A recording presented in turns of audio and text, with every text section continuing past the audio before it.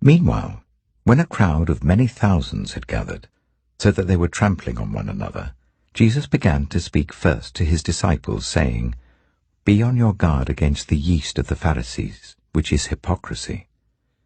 There is nothing concealed that will not be disclosed, or hidden that will not be made known. What you have said in the dark will be heard in the daylight, and what you have whispered in the ear in the inner rooms will be proclaimed from the roofs. I tell you, my friends, do not be afraid of those who kill the body, and after that can do no more. But I will show you whom you should fear. Fear him who, after your body has been killed, has authority to throw you into hell. Yes, I tell you, fear him. Are not 5 sparrows sold for 2 pennies? Yet not one of them is forgotten by God.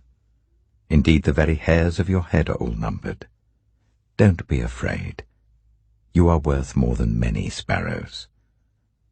I tell you, whoever publicly acknowledges me before others, the Son of Man will also acknowledge before the angels of God. But whoever disowns me before others will be disowned before the angels of God. And everyone who speaks a word against the Son of Man will be forgiven, but anyone who blasphemes against the Holy Spirit will not be forgiven.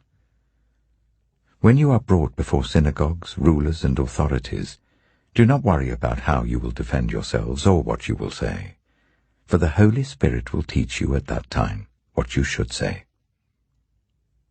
Someone in the crowd said to him, "Teacher, tell my brother to divide the inheritance with me." Jesus replied, "Man, who appointed me a judge or an arbiter between you?" Then he said to them, "Watch out. Be on your guard against all kinds of greed. Life does not consist in an abundance of possessions." And he told them this parable. The ground of a certain rich man yielded an abundant harvest. He thought to himself, "What shall I do? I have no place to store my crops." Then he said, "This is what I'll do. I will tear down my barns and build bigger ones, and there I will store my surplus grain. And I'll say to myself, you have plenty of grain laid up for many years. Take life easy. Eat, drink, and be merry." But God said to him, "You fool, this very night your life will be demanded from you. Then who will get what you have prepared for yourself?"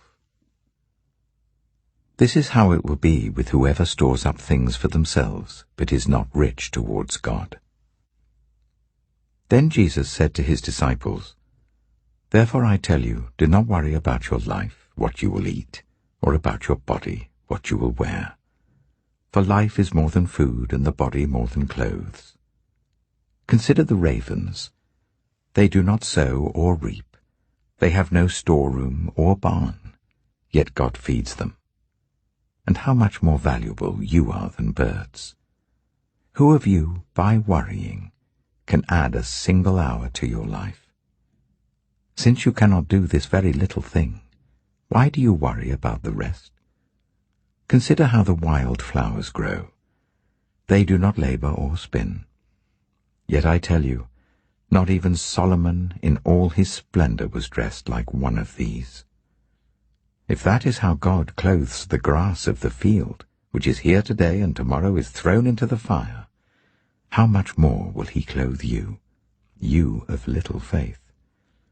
And do not set your heart on what you will eat or drink. Do not worry about it, for the pagan world runs after all such things, and your Father knows that you need them. But seek his kingdom, and these things will be given to you as well. Do not be afraid, little flock, for your Father has been pleased to give you the kingdom. Sell your possessions and give to the poor. Provide purses for yourselves that will not wear out, a treasure in heaven that will never fail, where no thief comes near and no moth destroys. For where your treasure is, there your heart will be also.